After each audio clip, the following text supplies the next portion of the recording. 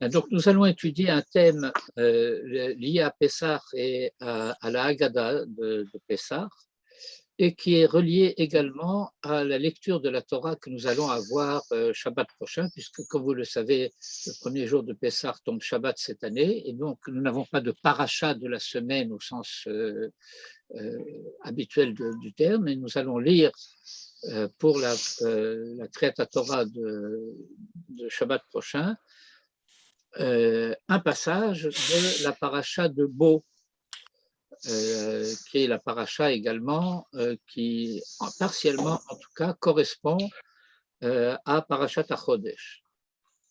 C'est une paracha dans laquelle Moïse va faire part aux anciens d'Israël et à tout Israël des mitzvot de préparation à la sortie d'Égypte, en particulier le fait d'avoir à prendre un agneau le 10 du mois, de le garder chez soi pendant 4 jours jusqu'à l'après-midi du 14. L'après-midi du 14, il va être immolé et on va devoir badigeonner de son sang le montant et le linteau des portes. Et puisque j'ai mentionné cela, il faut que je mentionne également le fait que ce badigeonnage du sang de l'agneau sur le linteau et le linteau et le montant des portes doit se faire à l'intérieur de la maison et pas à l'extérieur. À chaque fois que je parle de ça, je le rappelle parce qu'on a tous des espèces d'images d'Épinal et des scènes de films où on badigeonne sur l'extérieur des maisons. Est-ce qu'on dit un mot à ce sujet là, un peu plus Oui. ou pas? Oui. Vous dites sur le linteau et les deux montants, et j'ai lu aussi par terre. Par terre, je ne connais pas. Moi, je lis le verset de la Torah. Le verset de la Torah, il dit les mezuzot et mashkov. Et par terre, je ne connais pas. Il y a une coutume tunisienne dont m'a parlé ma belle-mère, qui consistait à mettre la main dans le sang et à appliquer la main sur la porte de l'extérieur de la maison, ou sur le mur. Vous avez connu ça? Non. Non. Je ne suis pas tunisien. Mais non, je pensais que peut-être ça pouvait exister dans sous d'autres cieux également. Mais en tout cas, tout ça, c'est folklorique. Mais je voudrais juste, en 2 phrases, essayer d'expliquer un aspect de cette question.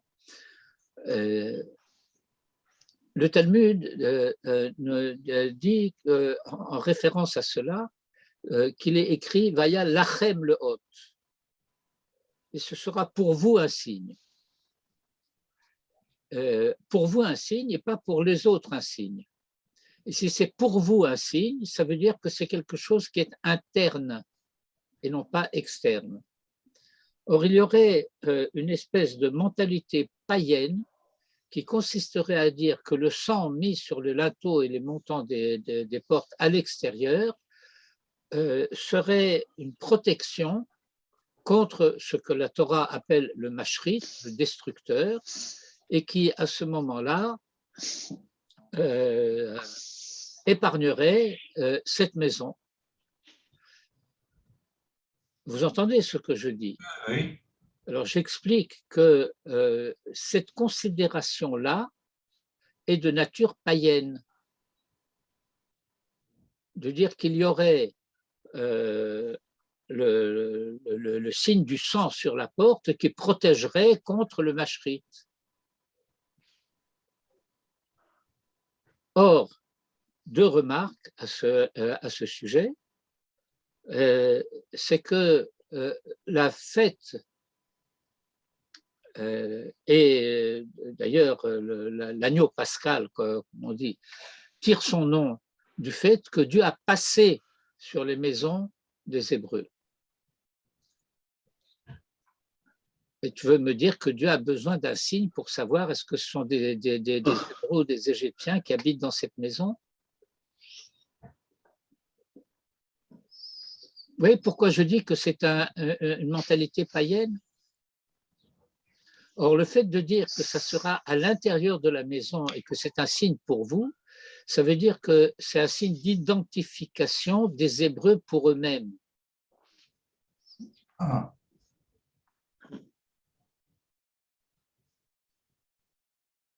Vaya lachem, le hôte.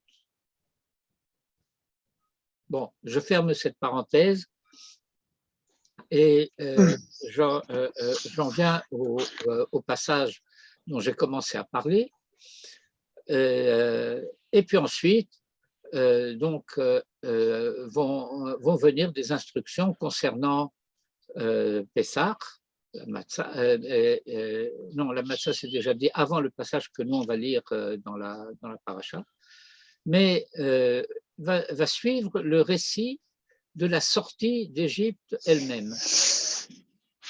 Et dans ce récit de la sortie d'Égypte elle-même, on va nous dire que les Hébreux ont emporté leurs pâtes crues dans un baluchon qu'ils portaient sur l'épaule. Et puis un peu plus tard, dans la lecture de la paracha, il va nous être dit qu'ils ont fait cuire la pâte ugot matzot kilo chametz sous forme de galette de pain azim parce que sans levain, parce qu'ils ont été chassés d'Égypte et qu'ils n'ont pas eu le temps de prendre le temps, lo yachlu le hitmahmea, vegam tseda lo asu lahem, et ils n'avaient même pas fait des provisions.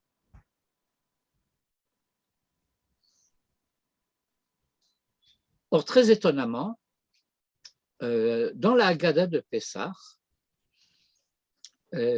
concernant les mitzvot de la Haggadah, une des questions qui se pose, c'est quel est le minimum de ce qu'il y a à dire pour être quitte de la mitzvah de la Haggadah? Bien entendu, il y a une valeur particulière attachée au fait de raconter abondamment et en détail d'y passer la nuit, comme le s'est raconté à propos de nos maîtres qui étaient cette nuit-là à Bnei Brak. Mais voilà qu'on va nous dire, celui qui n'a pas dit ces trois choses-là à Pessah, pour la Haggadah, lo yatsa yodeh chovato, ne s'est pas acquitté de son obligation. Ve'eluhen, et voici lesquels, Pessah, Matzah ou Maror. Et ensuite, la Haggadah va détailler. J'en profite pour un détail de halacha. Nous avons sur le plat du seder un os avec un peu de viande. Les minagim sont variables à cet égard. Chez nous, c'était une aile de poulet, pour ne pas avoir l'air d'avoir quoi que ce soit qui puisse rappeler, même de loin, un agneau. Et pourquoi pas, justement? Parce que nous ne pouvons pas, nous n'apportons pas de Korban Pessah. Il ne faut pas croire ou laisser croire que ce que nous aurions sur le plat du Seder correspondrait au Korban Pessah. Il y a quelque chose qui est de l'ordre d'un, comment dire, d'une allusion. Le Zroa. Mais j'avais entendu que justement ce Corban Pessah, c'était le seul qu'on pouvait faire en dehors du temple et que justement on pourrait peut-être le faire encore aujourd'hui. Alors, effectivement, on pourrait le faire, mais tant que ce n'est pas ça qu'on fait, il ne faut pas laisser croire que ce qu'on a sur le Seder, c'est le Corban Pessah. D'accord. C'est la raison pour laquelle, lorsque nous disons Pessah, contrairement à ce qui va se passer pour le maror et la matzah, il ne faut pas prendre l'os dans la main. Et on ne dit pas Pessah, ze sha'anu ochlim al shumma, ce qui est une erreur quand on fait cela, et malheureusement beaucoup font cette erreur. Et le nusar de la Haggadah doit être Pesach shehayu avotenu ochlim al shumma. Al shum shepasach hakadosh baruch hu al bate avotenu b'Mitzrayim.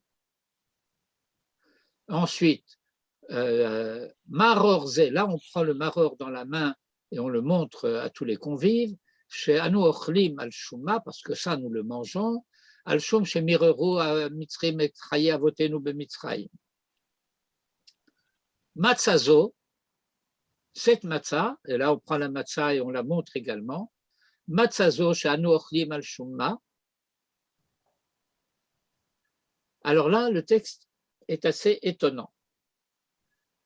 Et le temps est venu pour nous de prendre le texte et de commencer à lire ensemble les choses. C'est ça qui va être le sujet de notre étude et de notre réflexion.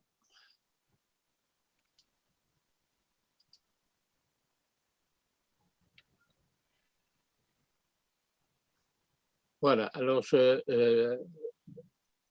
nous allons relire d'abord les versets de la Torah, de ce chapitre 12.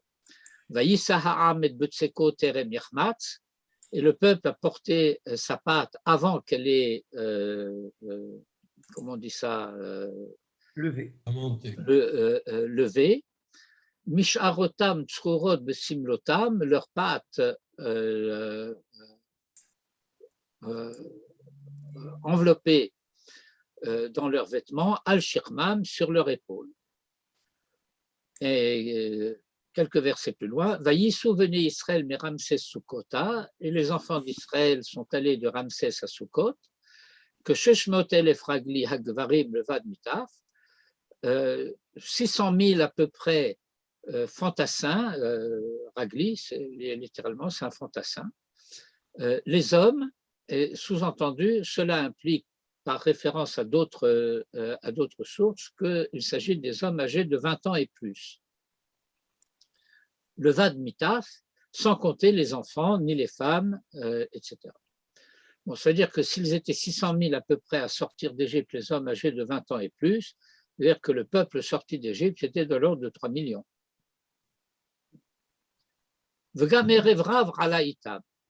Et un mélange nombreux est sorti et monté avec eux, V'tzon uvakar, mikne kaved meod, et du menu et du gros bétail abondant.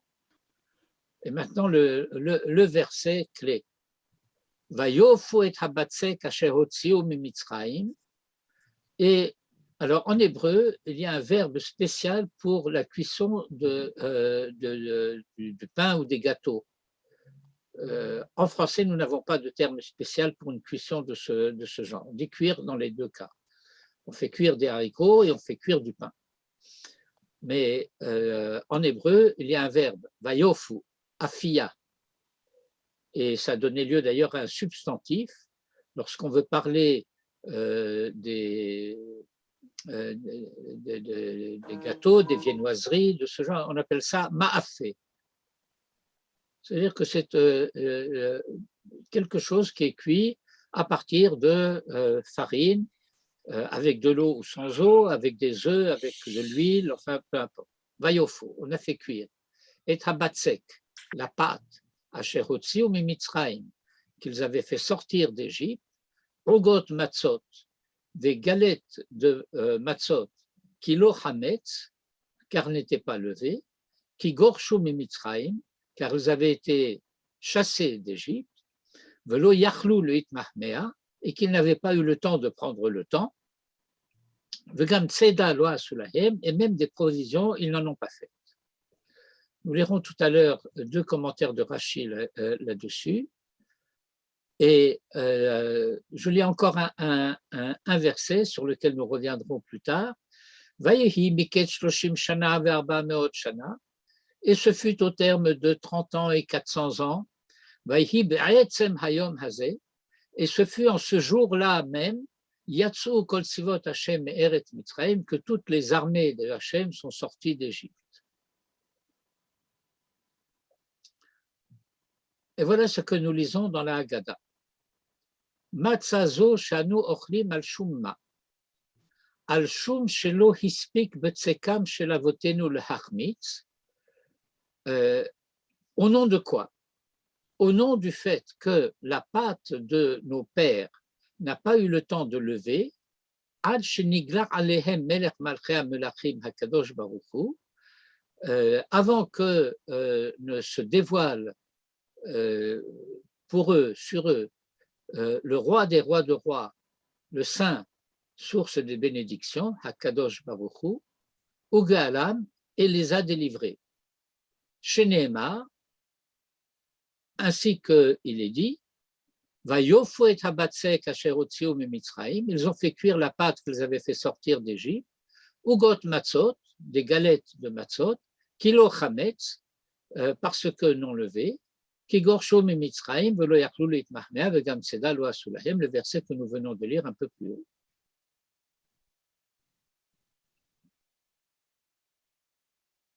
Mais si on s'en tient à cette lecture, alors il faut bien que nous nous rendions compte d'une chose assez extraordinaire.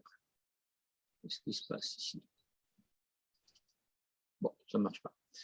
D'une chose assez extraordinaire, à savoir qu'il y aurait eu une espèce d'incident de parcours anecdotique, à la limite folklorique, que parce que les Hébreux, quand ils sont sortis d'Égypte, n'ont pas eu le temps de faire cuire leur pâte et que la pâte n'a pas eu le temps de lever, alors depuis ce temps-là, nous mangeons des matzot à Pessah. C'est pour ça que nous mangeons des matzot à Pessah. C'est ça que nous avons l'air de dire dans la Haggadah de Pessah.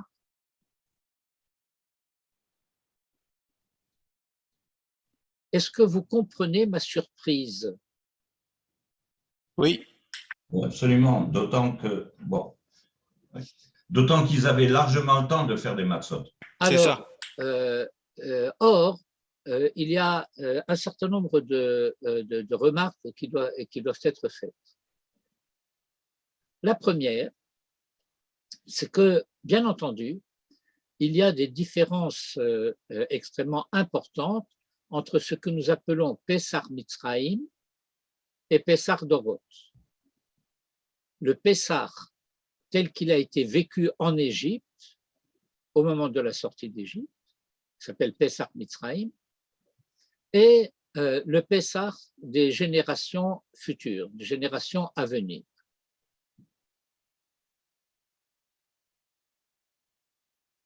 Mais il y a aussi des points communs. Or, la Torah, dans ce même chapitre 12 dont nous venons de lire quelques... Attendez une seconde parce que j'ai des problèmes avec ce texte. Quand on est en mode de partage d'écran, il ne permet pas de faire ce qu'on veut faire à ce sujet. Et donc, je m'en vais le faire. Or,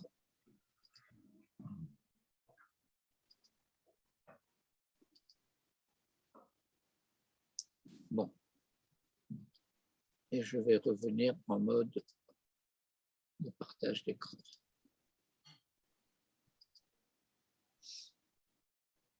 Alors voilà que bon, la lecture de la Torah pour Pessah, le premier jour de Pessah, c'est le chapitre 12 du verset 21 au verset 51.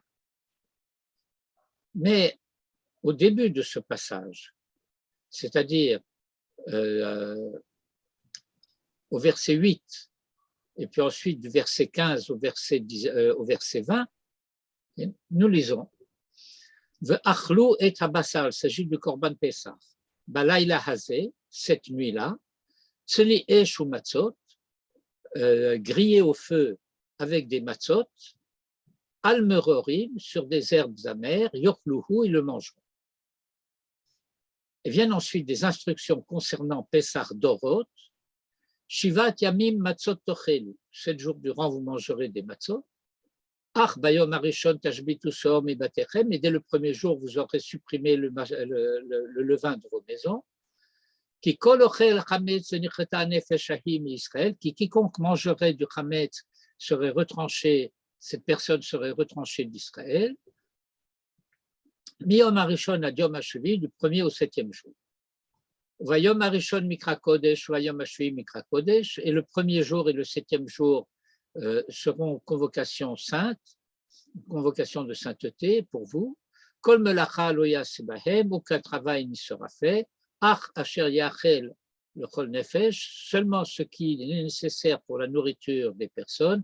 Ou le vado yaseh lachem, donc c'est l'autorisation de faire la cuisine, ce qu'est la différence essentielle entre le Shabbat et les jours de fête, où le Shabbat, la cuisine a déjà dû être faite depuis la veille. Ushmartem et hamatzot, et vous conserverez, vous veillerez les matzot, qui be'etzem hayom hazeh, parce qu'en ce jour-là même, j'ai fait sortir vos troupes d'Égypte, Ushmartem et hayom hazeh le dorotechem, et vous préserverez ce jour-là pour vos générations, Chukat Olam, décret permanent. Barishon Barba Asar Yom Lachodesh Ba'erev. Le premier, sous-entendu jour de la fête, le 14e jour du mois, le soir, Tochlu Matzot, vous mangerez des matzot, Ad Yom Ha'echad Ve'esrim Lachodesh Ba'erev, jusqu'au soir du 21e jour. Shivat Yamim, 7 jours, Seor Lo Yimatse Bevatechem, ne se trouvera pas de levain dans vos maisons, qui kol ochel machmetzet, car quiconque mangerait des choses levées, venicheta hanefesh ahi me'adat Israël, cette personne serait retranchée de la collectivité d'Israël, baguer ou ve'ezrach ha'aret, qu'il s'agisse du guerre, traduit par prosélyte, ça veut dire, on va utiliser un terme grec pour dire qu'il est devenu hébreu. Baguer, ou ve'ezrach, ou du citoyen sous-entendu de naissance, haaretz, dans le pays. Kol machmetzet lo tochelu, aucun levain vous ne mangerez. Bechol moshvotechem, dans toutes vos résidences, tochlu matzot, vous mangerez des matzot. Eh bien, chers amis, nous avons ici quelques versets qui comportent la réponse à la question de savoir Matzazu shanu ochlim al shumma. Pourquoi mangeons-nous des matzot? Parce que Dieu nous a donné le commandement de manger des matzot.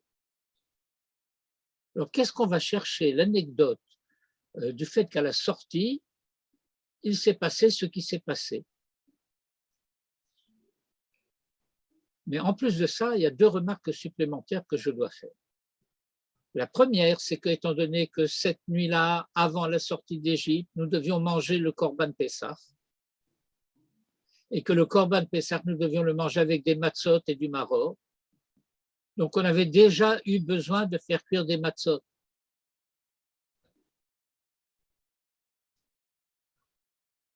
Deuxièmement, bien que la chose ne soit pas radicalement et absolument claire,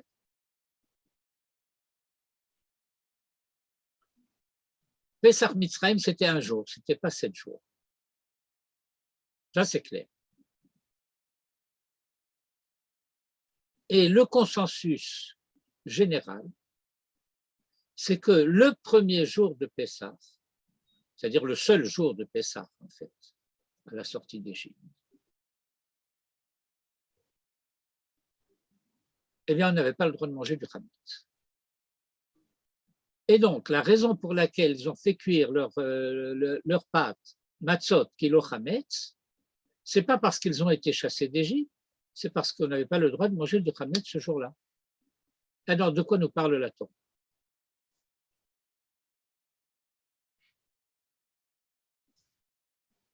je voudrais mettre en évidence encore un point, et après j'en reviendrai à mon sujet, le fait que nous assistons par rapport à ce sujet, comme par rapport à beaucoup d'autres, à la présence d'un hiatus dans notre compréhension de notre propre tradition et qui est dû au fait que l'enseignement n'est pas passé à la manière dont il devait passer.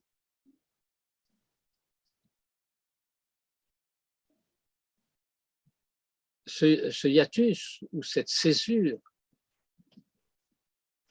c'est en fait un siècle et demi pendant lesquels nous avons été en réalité, dans la plupart des cas, dans la plupart des situations, coupés de notre tradition au sens profond du terme. Et nous n'avons gardé de notre tradition que des aspects extérieurs, anecdotiques et folkloriques. Ce passage en est un exemple. Ça veut dire que la halakha, comme nous allons le voir dans un instant, à travers le texte de la Mishnah, dont une grande partie de la Haggadah de Pessah est extraite, c'est effectivement la tradition ancestrale d'Israël qui établit le texte de la Haggadah et qui nous fait lire ce que nous lisons ici. Matzazo shanu ochlim al shumma, al shum shelo hispik betzekam shel avotenu leachmitz, ad shenigla alehem melech malcha melachim hakadosh baruch hu, ugala. Mais ça veut dire que nous ne prêtons pas attention même à la signification de ce que nous lisons. Puisque dans ce passage, il y a une mise en relation directe entre la délivrance d'Égypte et le fait que la pâte n'a pas eu le temps de lever. Et je dis que nous ne prêtons pas attention à ce que nous lisons, puisque la sortie d'Égypte se passe après un an, certains disent 6 mois, mais certains disent un an, des 10 plaies.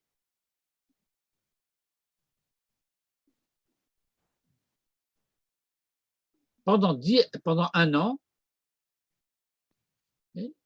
les plaies se sont multipliées sur l'Égypte. Et depuis la première plaie, l'esclavage en tant que tel avait cessé.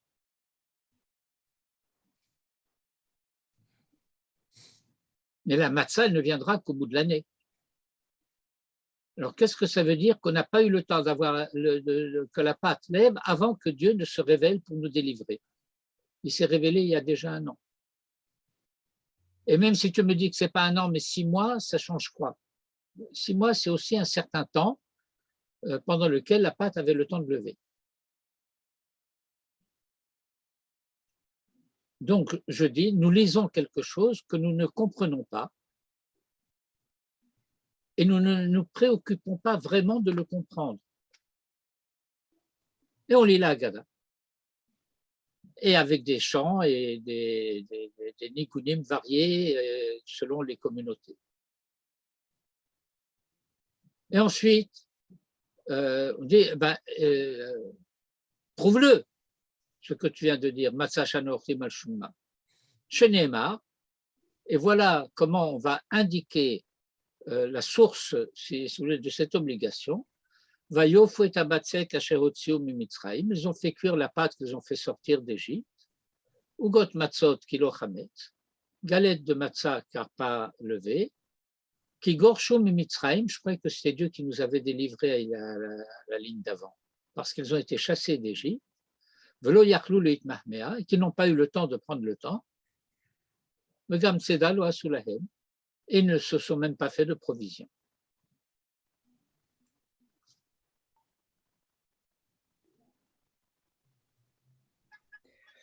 il y a dans ce texte comme une volonté d'Akadosh Baruch Hu d'obliger Pharaon à les chasser. Dieu aurait pu les sortir comme il voulait, en claquant du doigt, mais il voulait obliger Pharaon à les chasser parce que c'était un roi. Il avait donc aussi, comment dirais-je, un certain niveau. Et il semblerait que Dieu aurait voulu montrer à Pharaon qu'il se prenait aussi pour Dieu, pour lui faire comprendre, puisque tu te prends pour Dieu, je vais t'envoyer des plaies, une derrière l'autre, et essaye de les éviter, jusqu'à que tu courbes la tête et que tu les chasses. Oui, bah écoutez, Il y aurait un effet, enfin, il me semble. non, c'est une hypothèse. Et Dieu l'a dit à Moïse, jusqu'à ce que Pharaon vous renvoie. oui, oui, mais attendez, on va sortir d'ici. Je vais vous préparer un autre texte que nous allons voir également. Où est-ce qu'il est, ce truc? Voilà, c'est là.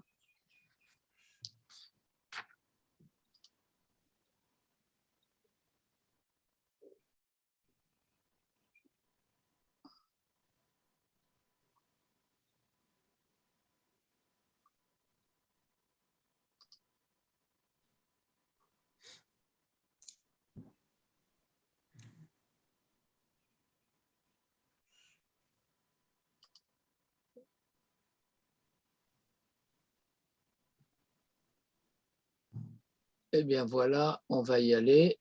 C'est à la fin de Parashat Shemot. Alors, je reviens. On va revenir à share screen, mais là, je vais faire un share de tout l'ordinateur, comme ça, je n'aurai pas besoin de m'interrompre les fois suivantes. Alors voilà, à la fin de Parashat Shemot, vous vous rappelez, Moïse s'est rendu chez Pharaon et il lui a dit « Let my people go ». Et Pharaon a dit « Il n'en est pas question ». Et il a donné des instructions, Pharaon, pour que la servitude des Hébreux soit aggravée, qu'on leur donnerait plus de paille pour faire les briques et qu'il faudrait qu'ils aillent chercher maintenant la paille par eux-mêmes, etc. Et Moïse va se plaindre à Dieu. C'est à la fin du chapitre 5. Et pourquoi tu m'as envoyé? Et depuis que tu m'as envoyé chez Pharaon, la situation du peuple a empiré, tu ne les as pas sauvés, qu'est-ce que tu m'as fait? Et Dieu répond, Vayomer Hashem el Moshe, Ata tiré, maintenant tu vas voir, Asher aessé le Pharaon, ce que je vais faire à Pharaon, qui veyad chazaka yeshalechem, ou veyad chazaka yegarshem me'artso. Nous avons ici un verset, une moitié de verset assez difficile, parce que il semble qu'il y ait comme une redite, comme une espèce de tournure, de figure de style répétitive, qui beyat chazaka yeshalechem, ou beyat chazaka yegarshem me'artso. Oui. Et alors, de quoi s'agit-il? C'est le fait que, de façon explicite, Dieu fait comprendre quelque chose à Moïse. Et Moïse comprend. Nous ne comprenons pas, parce que nous sommes coupés de notre racine, comment dirais-je, hébraïque naturelle. L'hébreu a cessé d'être notre langue, non seulement maternelle, mais culturelle. L'hébreu a cessé d'être notre langue spirituelle. Elle a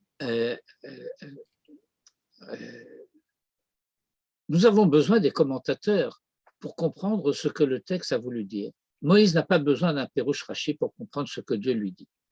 Et les Hébreux n'ont pas besoin d'un Pérouche Rashi pour comprendre ce que Moïse leur dit. Et nous savons par ailleurs que la Torah ne se répète jamais. Il n'y a pas de figure de style rhétorique dans la Torah. Et donc, nous devons comprendre qu'il y a deux problèmes qui se posent à Israël dans l'exil d'Égypte. Dans l'exil tout court et au temps de délivrance tout court.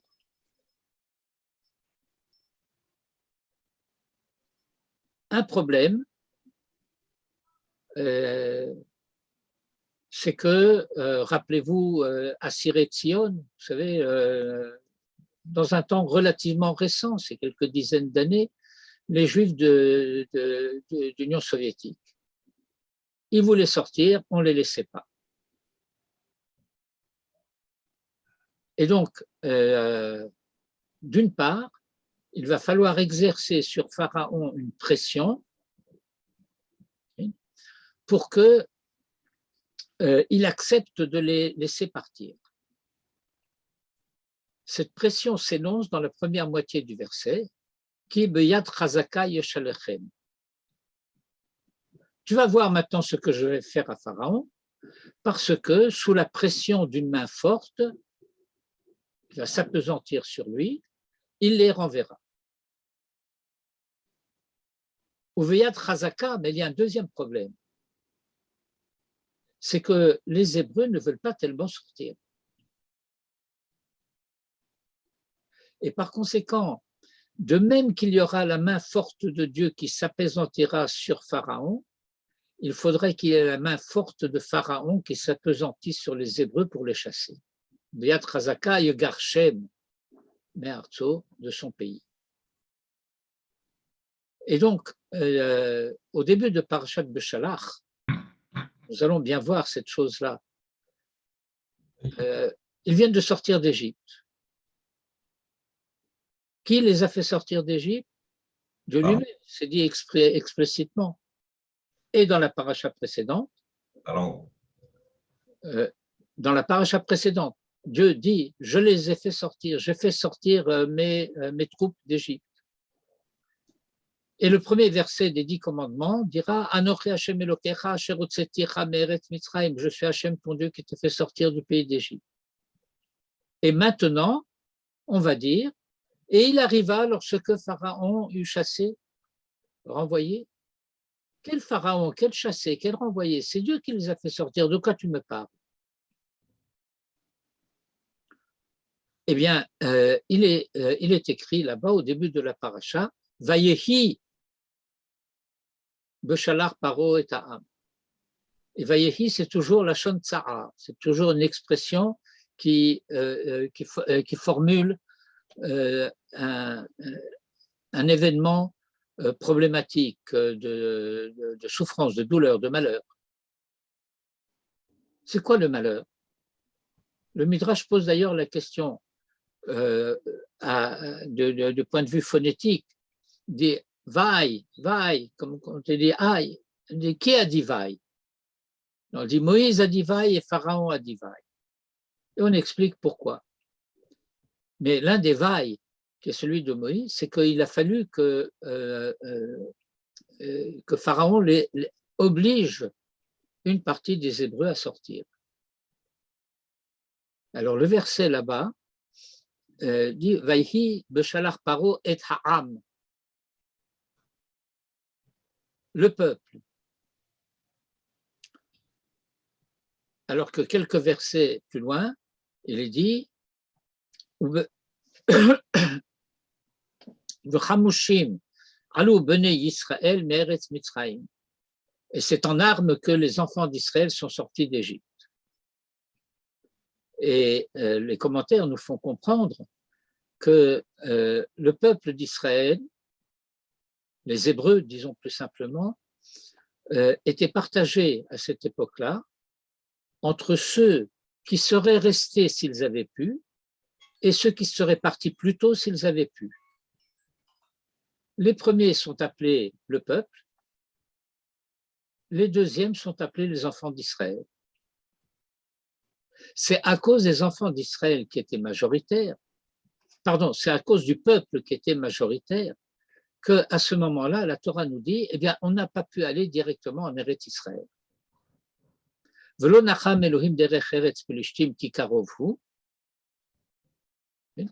Il ne les a pas conduits le long du littoral de la Méditerranée pour passer de Eretz Goshen à El Arish et la terre de Yamit et les Philistins, bien que ce soit un chemin plus proche, 3 jours de marche. Vayasev Elohim et Ha'am, derech Hamidbar Yamsouf, et qu'il les a détournés à travers le chemin du désert de la mer Rouge. Et il n'y a d'ailleurs, vous le remarquerez, aucune mention du fait qu'il y avait un rendez-vous qui avait été pris au Sinaï. La raison pour laquelle on n'est pas passé directement d'Égypte en Eretz Israël aurait pu être, il y avait quelque chose à faire, une halte obligée au mont Sinaï. Il n'y est fait aucune référence, ni de près ni de loin, aucune allusion.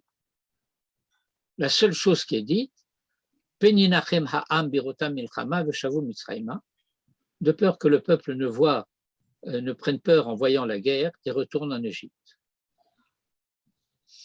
Et donc, il faut, comme on dit, brûler les vaisseaux. Pas de retraite possible. Il va falloir traverser la mer. C'est un sujet pour lui-même, je ne vais pas m'étendre là-dessus.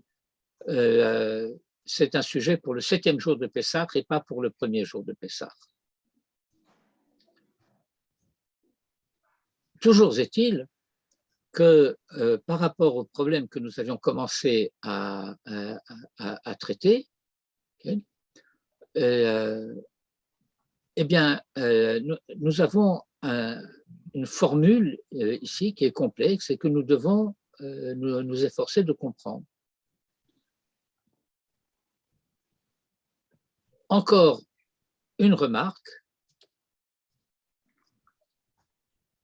Nous avons lu ce verset 41, qui est vers la fin du passage que nous lisons dans la Torah ce jour-là. Et ce fut au terme de 430 ans, donc 30 ans et 400 ans, Vayehi be'etzem hayom hazeh. Et ce fut en ce jour-là même, be'etzem hayom hazeh, Yatsu kol sivot Hashem eretz Mitzrayim, que toutes les troupes, toutes les armées d'Hachem sont sorties d'Égypte. Pourquoi les appeler les armées? C'est un autre sujet, je ne m'attarde pas là-dessus, c'est comme ça que c'est écrit. Et voilà ce que le Midrash Sifré dit à ce sujet. Vayehi be'etzem hayom hazeh. Nous sommes ici. Vayehi be'etzem hayom hazeh. Lama be'etzem hayom. Mais pour comprendre qu'est-ce que ça veut dire etzem hayom, c'est-à-dire ce jour-là même. Mais littéralement, be'etzem hayom hazeh, ça veut dire en plein jour. Le fichayu mitzrim omrim, parce que les Égyptiens disaient imanu margishim bahem, si nous le remarquons, enanu manichim otam latzet, nous les empêcherons de sortir. Amar HaKadosh Baruch Hu. Et par conséquent, HaKadosh Baruch Hu a dit Hare ani motziam bechatzi hayom, je vais les faire sortir d'Égypte à midi. V'chol mi sheyesh bo koach limchot, et quiconque a la force de protester, yavo ve'imche, qu'il vienne et qu'il proteste. Le Torah Mima, qui est l'un des commentateurs classiques de la Torah du début du XXe siècle, dit Be'etzem perusho be'itzumo shel yom, bechatzi hayom, she'az hazman hayoter naot le pirsum, qui est le moment le plus approprié à la publicité. Shekol ha'anashim neorim, ne crois pas que ça serait minuit, parce que c'est la moitié de la nuit, ken bechatzot, mais lorsque les gens sont pleinement lucides, pleinement éveillés,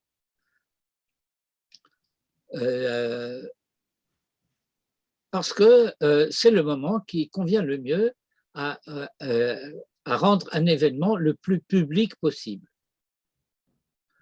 Et donc, nous avons mangé avec des matzot le Korban Pessah jusqu'à minuit, puisqu'il faut manger le Korban Pessah à Tratzot, avant minuit. Et nous sommes sortis à midi, le jour suivant. Ça représente quand même vaguement une douzaine d'heures. Et pendant une douzaine d'heures, on a quand même le temps de faire cuire du pain à pâte levée.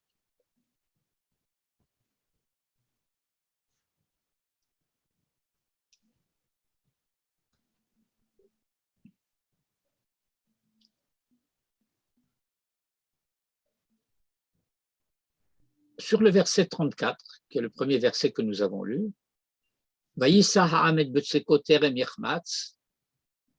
et le peuple a porté sa pâte avant qu'elle ne lève. Rashi dit, Terem Yechmatz, Hamitzrim lo hinikum lishhot kodechimut. Les Égyptiens ne leur ont pas laissé la possibilité d'attendre jusqu'à ce que la pâte lève. C'est Rashi, incompréhensible. Combien de temps il faut pour que la pâte lève? 18 minutes. On considère qu'une pâte qui n'a pas été travaillée pendant 18 minutes est déjà en train d'avoir commencé à lever. Elle est déjà chametz. C'est pour ça que sur les les paquets de matzot, vous voyez souvent inscrit Chai Dakot ou Chai Regaim.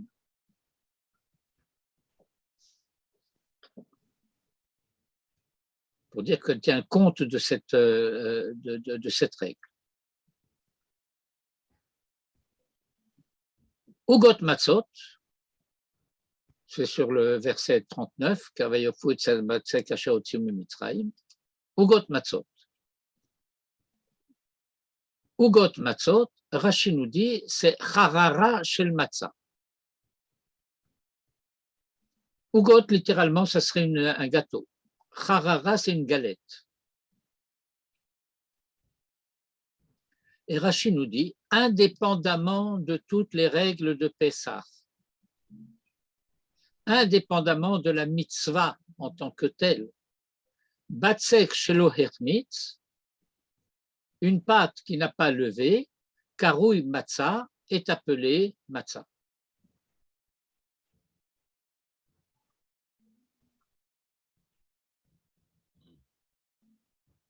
Et nous avons donc à déchiffrer ces commentaires de Rashi.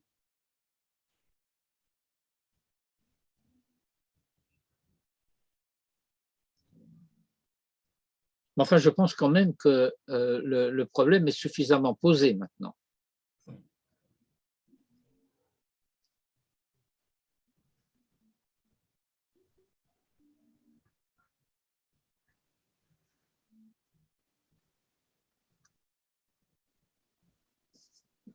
Dans le traité de Psachim, qui est consacré donc à la fête de Pessah d'une manière générale, à toutes les règles, le Korban Pessah, etc., le chapitre 10 du traité, plus particulièrement, contient la plupart des passages de la Mishnah qui ont été incorporés dans le texte de la Haggadah et qui constituent le fondement, l'ossature, la structure principale de la Haggadah. Une Mishnah, d'ailleurs, qui est assez longue, mais dont je ne cite ici que les premières lignes. Rabban Gamliel Haya Omer.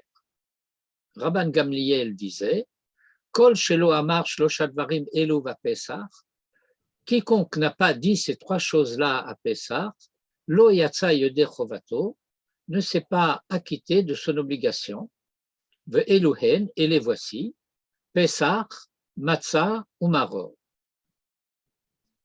C'est bien connu.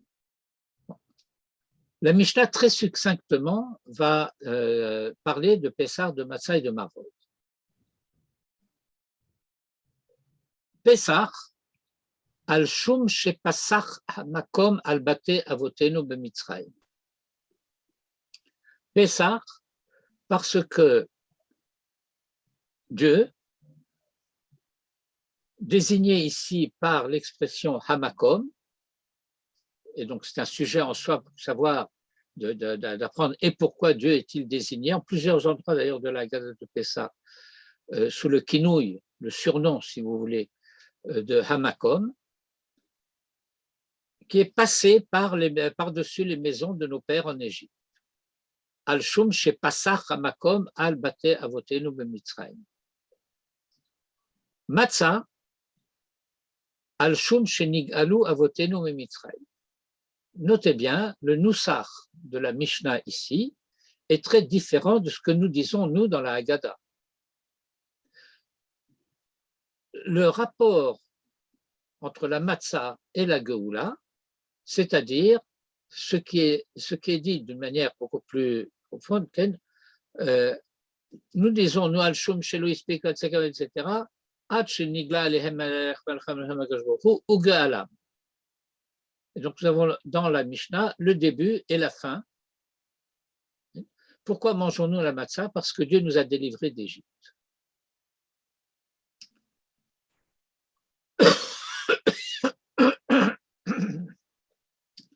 Et enfin, Maror, qui est le plus proche de ce que nous avons l'habitude de dire. Maror al-shum shemereru ha-mitzrim etraye avotenu b'Mitzrayim.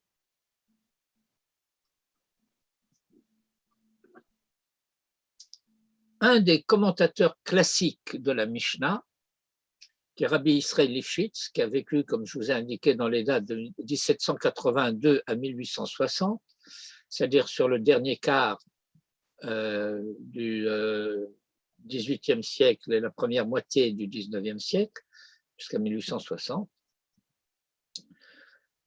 commente. D'abord, il nous restitue une lecture de la Mishnah qui n'est pas celle qui est imprimée dans les livres. Matzah al shelo hispik betsekam leachmitz. Ça, c'est ce qui est très proche de ce que nous disons, nous, dans la Haggadah de Pessah. Et il précise, car hagirsa barosh. Le roche, c'est Rabbeinu Asher, qui est un maître d'origine ashkénaze, de Rhénanie, et qui est parti au XIe, XIIe siècle en Espagne, et qui est devenu un des grands maîtres, des grands commentateurs du Talmud en Espagne, d'une tradition originaire des pays ashkénazes.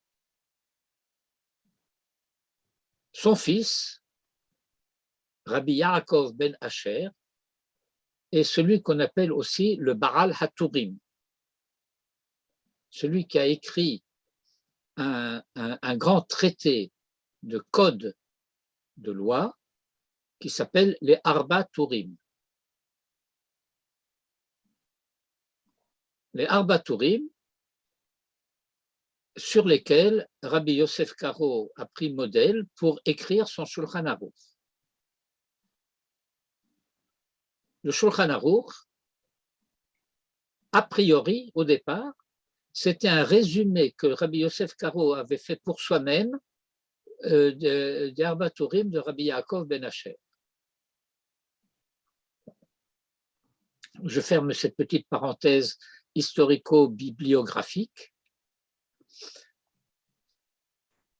et nous lisons ce que Rabbeinu Asher, donc le Roche, écrit dans ses notes sur le Talmud.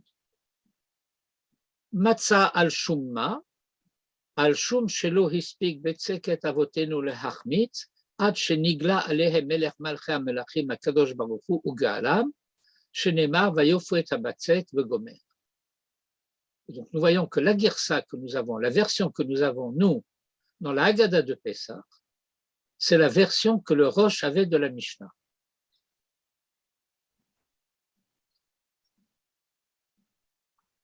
Mais je reviens au Tiferet Israël.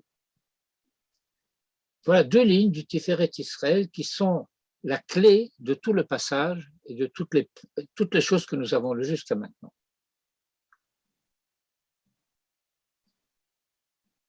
Umatza al shelo hispik betsekam leachmitz, d'après la Girsa du Rosh. Kemo shenig'alu kodem hazman hakavua. De même qu'ils ont été délivrés avant le temps fixé. Mais de hayu re'uyim le yishaer b'mitzrayim arba meot shana. Puisqu'aussi bien, ils auraient dû rester en Égypte 400 ans. Venig'alu bishnat redou. Et qu'ils ont été délivrés au bout de 210 ans, comme au Chen, de la même manière, nitztavu b'matzah, ils ont reçu le commandement de la matzah, chez yochlu lachmam, à savoir d'avoir à manger leur pain, kodem zmano haraoui, avant son temps approprié.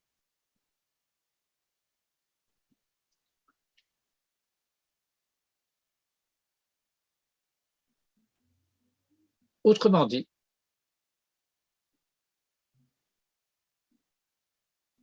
la raison pour laquelle nous mangeons de la matzah, et ça veut dire la raison pour laquelle nous avons reçu le commandement de manger de la matzah. C'est parce que nous avons dû sortir d'Égypte plus tôt que prévu. Nous n'avons pas pu rester en Égypte autant qu'il aurait fallu. Lorsque nous disons lo yachlu le hitmahmea, ils n'ont pas pu prendre le temps. C'est pas la nuit de la sortie d'Égypte qu'ils n'ont pas eu le temps de prendre le temps. C'est avant la sortie d'Égypte tout court. Les 190 ans qui manquaient pour compléter les 400 ans. Et comme nous disons dans la Haggadah de Pessah, Shakadosh Baruch Hu chishev et haketz, la sot kama sheneemar l'Avram avinu bebrit ben abetarim, que Dieu a dû calculer le temps pour réaliser ce qui avait été annoncé à Abraham, notre père, lors de l'alliance entre les morceaux, bebrit ben abetarim, qui ger yihye zaracha arba meot shana. Or, depuis que Jacob et ses fils sont descendus en Égypte, il n'y a eu que 210 ans. Alors, il a fallu compter le temps depuis la naissance d'Isaac. Et depuis la naissance d'Isaac jusqu'à la sortie d'Égypte, il y a 400 ans. Pourquoi la naissance d'Isaac? Eh bien, c'est parce qu'il a été dit à Abraham, ta descendance sera... la descendance d'Abraham commence avec Isaac. Et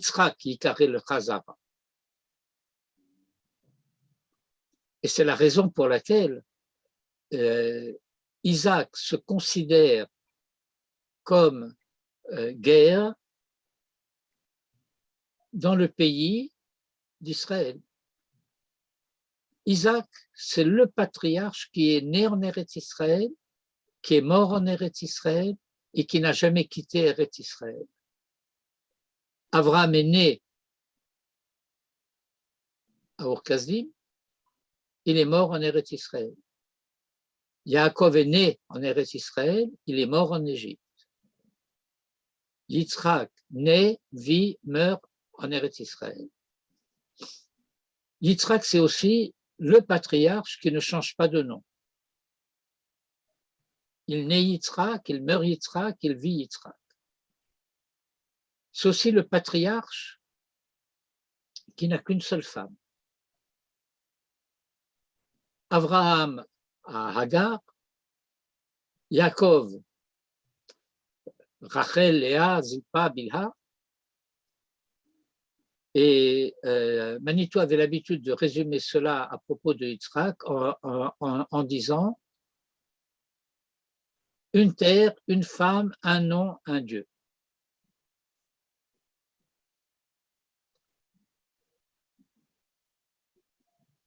Et donc, lorsque nous lisons cette formule,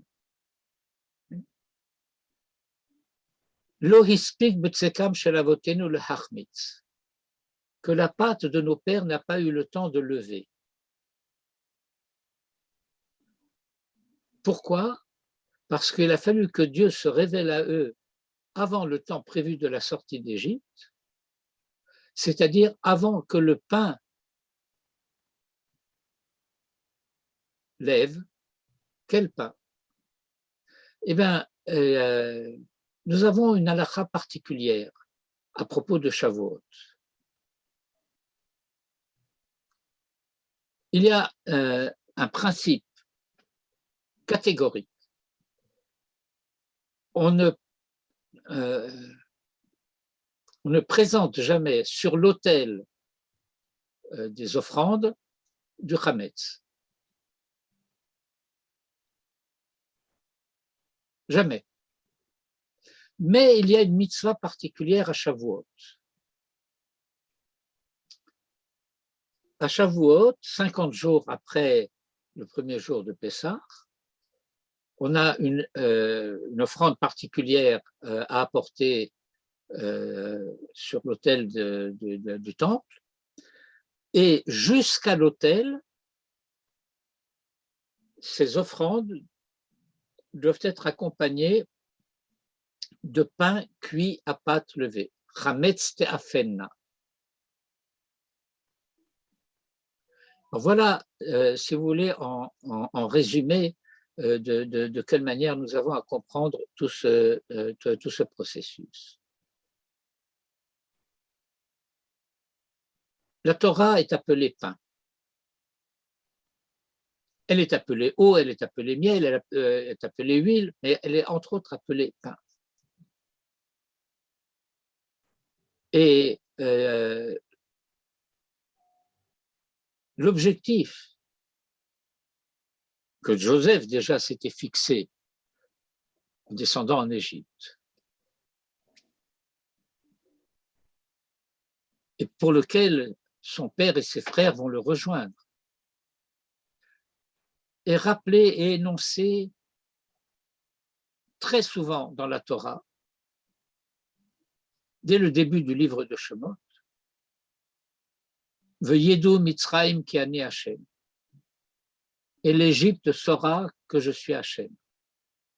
Et c'est dit aussi pour les enfants d'Israël.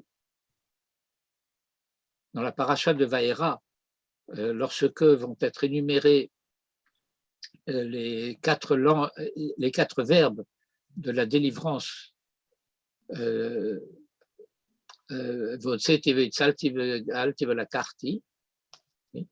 y en a ensuite un cinquième, mais entre les quatre premiers et le cinquième, il est dit Vidatem, et vous saurez qui ani Hashem Elokechem, que c'est moi Hashem votre Dieu, Amotzi etrem mitachat sivlot Mitzrayim, qui vous fait sortir de dessous les charges de l'Égypte.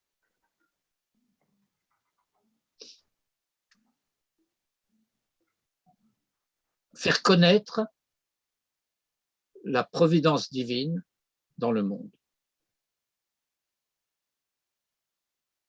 Et on a échoué. Avant d'avoir réussi à faire lever ce pain-là, il a fallu sortir précipitamment d'Égypte. Ça veut dire que la situation des Hébreux en Égypte a été telle, la situation que les Égyptiens ont fait aux Hébreux en Égypte a été telle qu'il a fallu s'enfuir d'Égypte avant le temps. Et donc, pourquoi mangeons-nous de la matzah? Ben, nous mangeons la matzah pour indiquer, entre autres choses, parce qu'elle a d'autres significations aussi, et d'autres dimensions aussi, que nous sortons avant le temps, que nous sommes sortis avant d'avoir pu réaliser ce que nous aurions dû pouvoir réaliser. Ça s'appelle un pain de pauvreté, lechem roni. Pas parce que c'est un pain qui n'est pas levé, donc ce n'est pas un pain riche, un pain au sens plein du terme, c'est un pain pauvre parce qu'il lui manque toutes les valeurs qui auraient dû accompagner la sortie d'Égypte. La sortie d'Égypte est paradoxale. Je n'ai plus besoin du texte pour le moment, et donc je dis la sortie d'Égypte est paradoxale. La sortie d'Égypte est paradoxale parce que, d'une part, elle est, comment dire, définitive.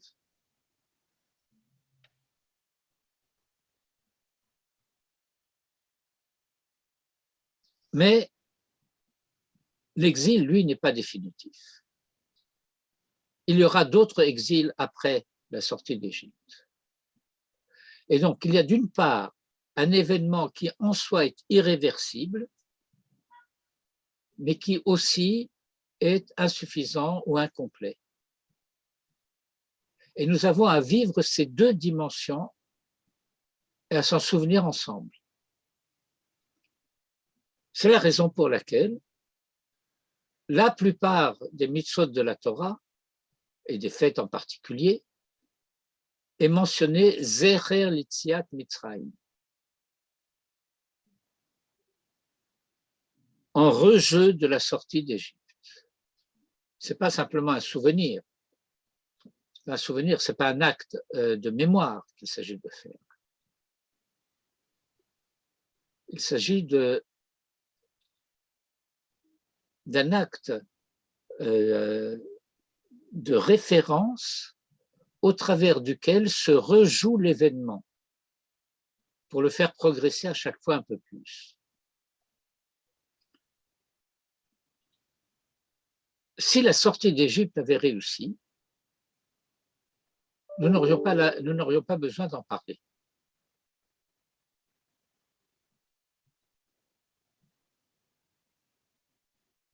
Une des manières d'indiquer le fait que la sortie d'Égypte ne s'est pas achevée, bien qu'elle soit irréversible, c'est que l'essentiel, ce n'était pas de sortir d'Égypte. L'essentiel, c'était d'entrer en Eretz Israël.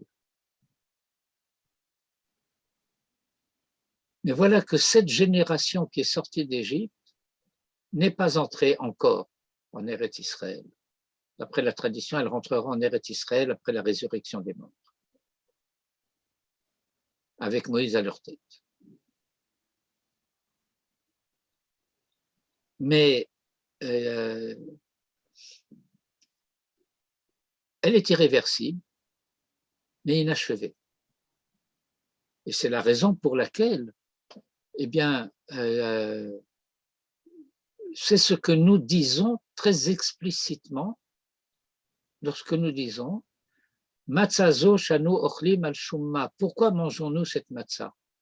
Ou pour le dire autrement, quelle est la raison pour laquelle Dieu nous a donné les commandements de manger de la matzah? Ça ne désigne pas le geste folklorique, ça désigne l'événement dans sa signification. Eh bien, c'est parce que notre pain n'a pas eu le temps de lever, notre tâche n'a pas eu le temps de s'achever en Égypte, avant que Dieu se révèle à nous et nous délivre. Petite remarque.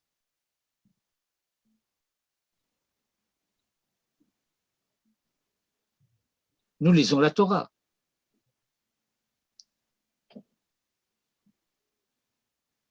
Quand est-ce que Dieu a parlé à qui que ce soit avant de parler à Moïse au buisson ardent? Abraham.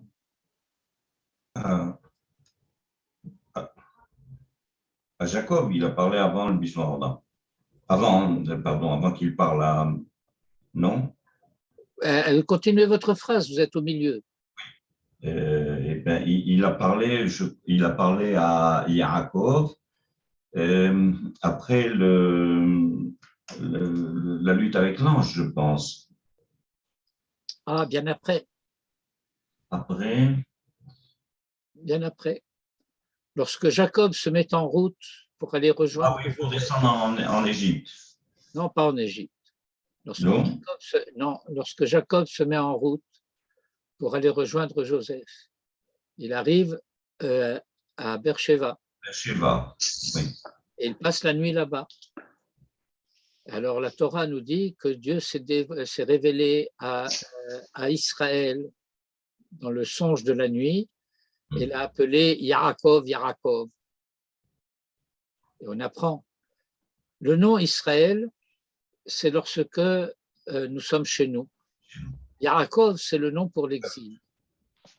Étant donné que Jacob va partir en exil, la Torah l'appelle Yaakov, Yaakov. Et ce passage se situe où? À la fin de quel paracha? Miket. Et donc, Miket, Vayechi, jusqu'au début du Sefer Shemot, comment on dit à l'armée? Sheket al-Khuti? Silence total. C'est-à-dire que le silence de Dieu a duré les 210 ans de l'exil d'Égypte. Depuis que Jacob est descendu en Égypte, et jusqu'au moment où Dieu va parler à Moïse au buisson ardent, aucune parole de Dieu à personne. Et c'est ce que nous disons. Lo hispik b'tsekam shel avotenu l'hachmitz ad shenigla alehem melech malcham lachim hakadosh baruch hu ga'alam.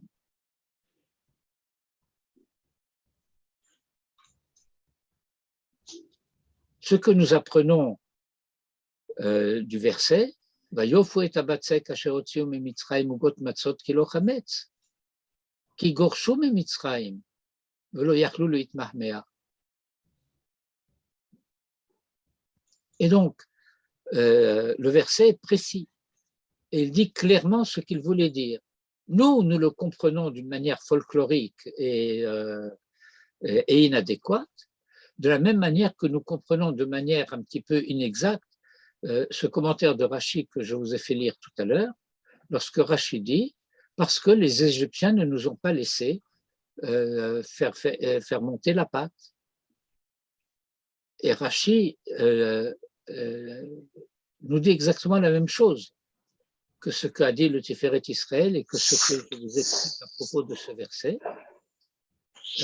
Mais nous ne comprenons pas Rashi. Pourquoi? Parce que nous sommes un petit peu déconnectés des significations de notre histoire et de la manière dont la Torah nous la raconte. Voilà. C'est de ça que je voulais vous parler aujourd'hui. Jacob Baruch. Merci beaucoup. Arabe, l'expression moderne, Ahmadsa, de nos jours, vient se rappeler de cette proximité de terme. Oui, C'est-à-dire, on a manqué le coche. oui. D'une certaine façon, ça nous a été déjà signifié. Oui. C'est littéralement le Achmitz, de ce point de vue-là, savoir laisser pourrir une situation. Je voudrais vous poser une question. Est-ce que vous savez s'il y a un commentaire par rapport à la question suivante? Akadosh Baruch Hu est le maître et le roi de justice. Et Attendez, en tant que maître, roi de justice, comment se fait-il qu'il annonce à Abraham, lorsqu'il a eu 70 ans, puisque quand on additionne tout, ça fait 430 ans, par exemple, voilà que ta descendance sera en exil en Égypte et ils subiront un esclavage. Il n'a pas dit en Égypte. Non, c'est pour raccourcir. Il n'a pas dit en Égypte.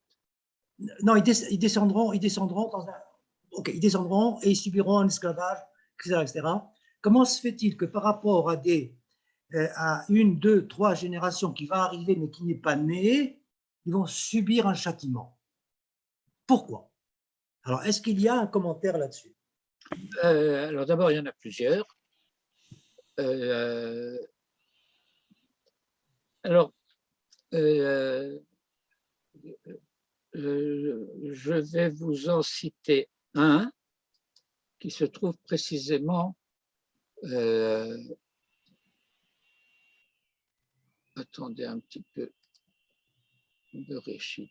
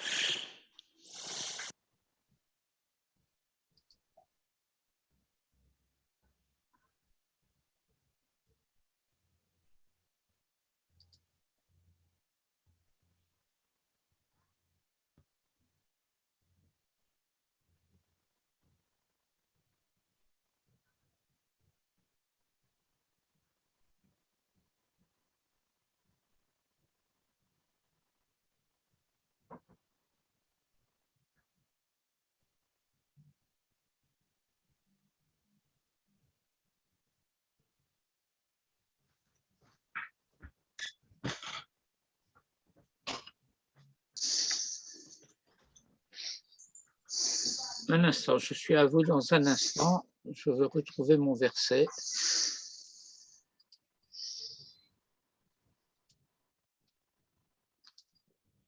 Va-ye-era-zou.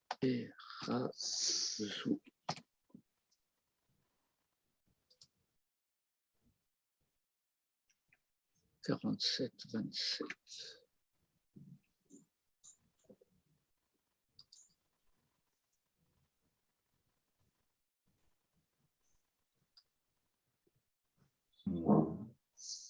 Voilà.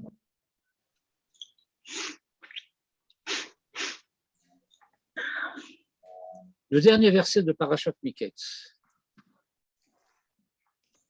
Je reviens vers vous.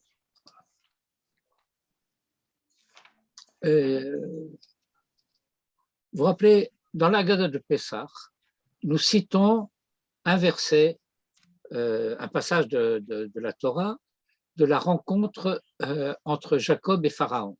Vous vous rappelez de ça? Oui. Et que dit Jacob? La gour ba'aretz banu. Melamed shelo ba'o l'ishtakea sham. Et là, la gour sham. Vous vous rappelez? On va faire un peu une critique de l'Ulpan.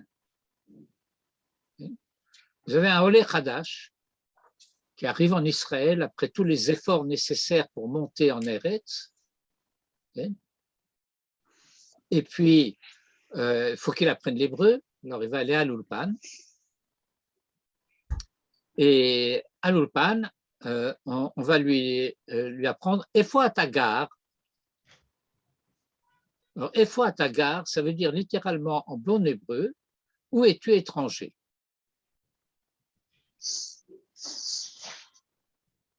Parce que habiter, ça s'appelle la dour. Et c'est pourquoi les appartements s'appellent des dirot. La gour, c'est en relation avec guerre. Et lorsque Jacob dit la gour ba'aretz banu, nous sommes venus en tant que résidents provisoires, en tant qu'étrangers dans le pays. Et le commentaire dit, cela nous apprend qu'ils ne sont pas venus s'installer, mais provisoirement. Et qu'est-ce qui se passe? Eh bien, il se passe que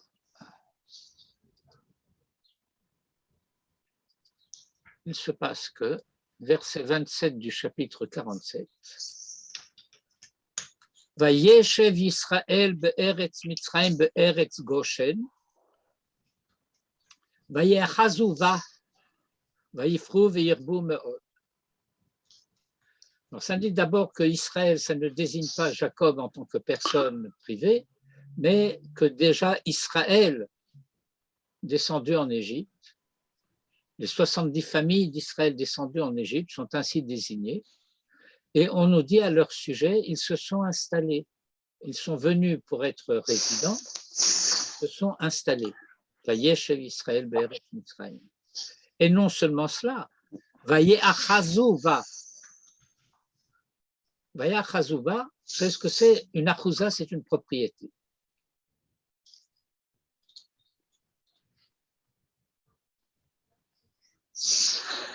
Je vais traduire d'une manière un petit peu exagérée.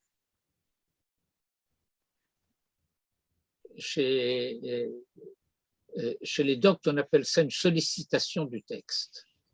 Okay. Tout se passe comme si ils s'étaient approprié l'Égypte. Vayeachazuva. Ils en ont fait leur achouza. Ce que le pharaon, au début de Sefer Shemot, va bel et bien dire. Ine ambene Israël chazak mimenu. C'est des parasites. Ils ont tiré leur force de nous.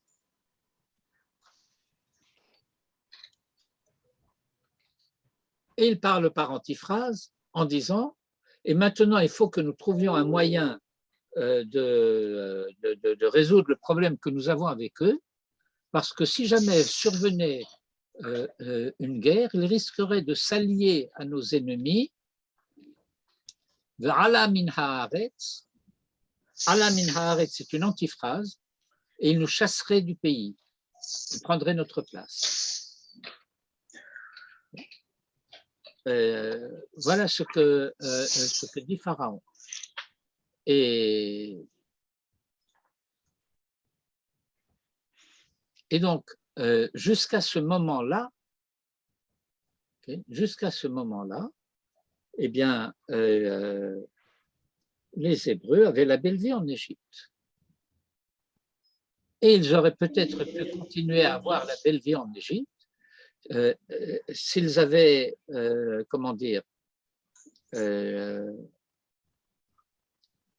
maintenu le cap. Alors, on va dire ça en français un petit peu plus classique. Ils se sont installés et ils se sont assimilés. Vayechazuva. Alors, ils se sont assimilés à moitié. Pourquoi à moitié? Parce qu'ils ont gardé leur nom, ils ont gardé leur langue, ils ont gardé leurs vêtements, vous vous rappelez? Lo shinu et shomam, lo shinu et leshonam, lo shinu et simlotam, velo hayu bahem dilatorim. Rappelez le Midrash qui explique cela. Qui explique en fin de compte ce fait qu'il y a d'une part une dénaturation d'identité, ça s'appelle l'idolâtrie. Ils ont adopté d'une certaine manière la culture dominante du temps, qui est la culture égyptienne, avec tout ce qu'elle comporte.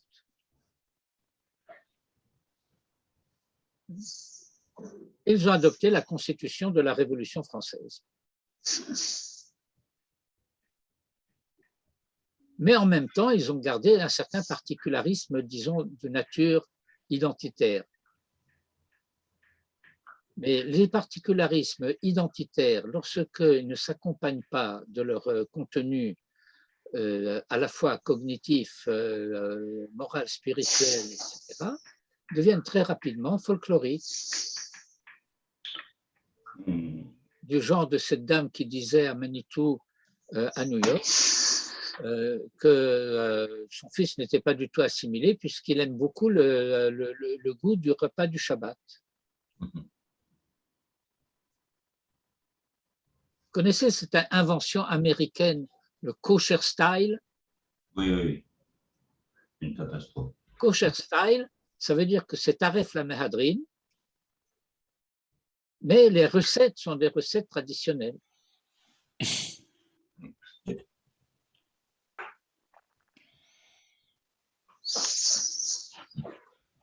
Donc voilà. Je dirais que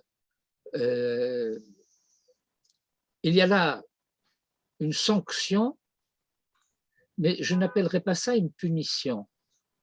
C'est la sanction de l'histoire. Les conséquences de certaines conduites peuvent être des conséquences à la fois graves et sévères, sans que ce soit au sens de châtiment. Mais l'histoire comment dirais-je, l'histoire s'occupe de nous rappeler alors, lorsque nous ne tenons pas compte de ce que nous sommes supposés être.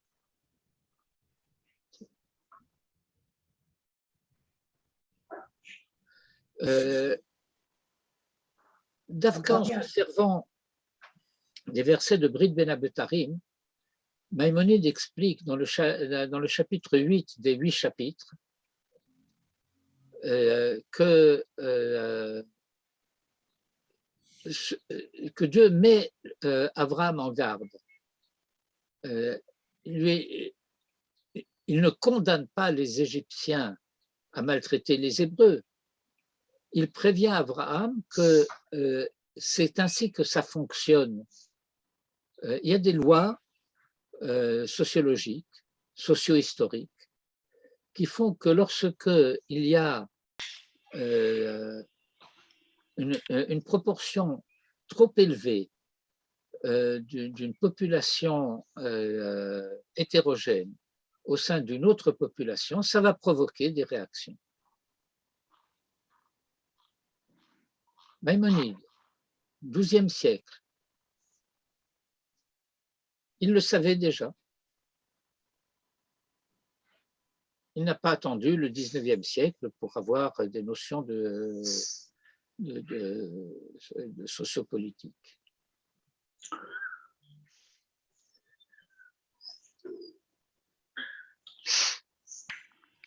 Beaucoup de questions. D'une manière un peu midrashique. Juste avant la scène de Brit Ben Abetarim, Dieu annonce à Abraham qu'il aura une descendance et qu'il héritera de la terre. Abraham n'a aucun doute quant à la descendance, mais il pose une question qu'on ne peut pas appeler innocente. Bamé Eda ki irachena. Par quoi saurais-je que j'en hériterai? Ce n'est pas qu'il a un doute,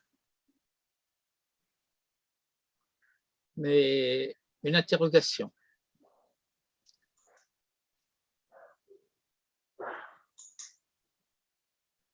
Abraham est sûr de lui-même. Aucun doute quant à sa propre identité, à sa propre trajectoire, etc. Il se pose des questions concernant sa descendance. Parce que d'une part, nous savons que Dieu est juste et qu'il tient ses promesses, mais d'autre part, nous savons également que la promesse n'est pas donnée en l'air. Elle est donnée à quelqu'un. Autrement dit, une promesse est toujours conditionnée par le fait que tu sois celui à qui elle a été faite. Et Abraham s'interroge. Que risque-t-il de se passer si parmi mes descendants, il y a des infidèles? Parce que ce n'est pas possible que dans un peuple, il n'y ait pas de rechaïm. Dans un tzibour, les Chachamim nous expliquent, tzibour, c'est tzadikim, benonim, rechaïm.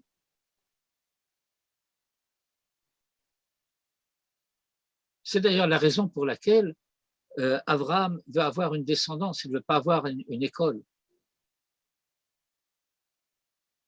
Tout le chapitre 12 là-bas dans la Genèse parle de cela. Il a des disciples, il ne veut pas des disciples, il veut un fils. Un fils, ça veut dire un peuple. D'une certaine manière, ce que Dieu lui a annoncé au début de Parashat Lech Lecha. Cette promesse de Goy Gadol va se réaliser avec Jacob. Mais c'est le rêve d'Abraham, il ne le voit pas arriver. Alors il dit à Dieu, qu'est-ce qui se passe? Alors Dieu lui donne l'assurance. Oui, tu vas avoir un fils. Et le texte dit, et il a cru, Veimin Bachem. Et après, Dieu lui dit, tu auras la terre. Et là, il pose la question, comment saurais-je maintenant que j'en hériterai plus tard? Moi, pas moi, mes descendants. Alors Dieu lui répond, eh bien voilà, ils partiront en exil. Et quand ils auront compris qu'ils ne sont pas chez eux, ils reviendront.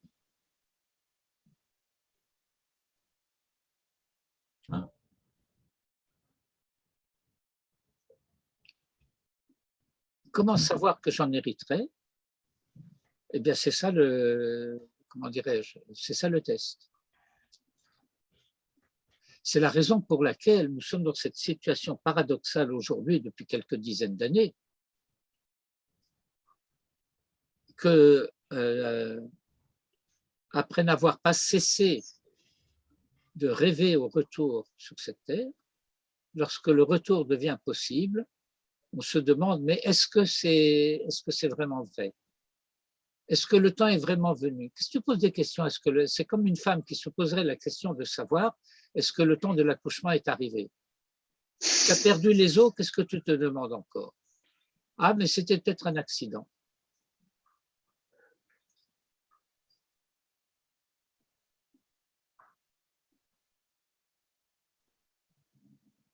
Il y a quand même un verset qui m'a toujours attiré depuis très longtemps. Quand ils étaient en esclavage, il y a un verset qui dit, mais la faute de l'Émori n'était pas encore assez grande. Non, ce n'est pas que la faute de l'Émori n'est pas encore assez grande. Elle n'est pas. Est-ce que ça conditionnait la liberté du peuple pour qu'il revienne? Oui. Parce que le patriarche des Émoriens, des Émoris était le meilleur ami d'Abraham. Bon, c'est un sujet qu'il faut étudier pour lui-même. Oui, d'accord. Ça veut dire que pour que les Hébreux, pour que Israël puisse récupérer sa terre, il faut que le mérite de ceux qui l'occupent soit épuisé. D'accord.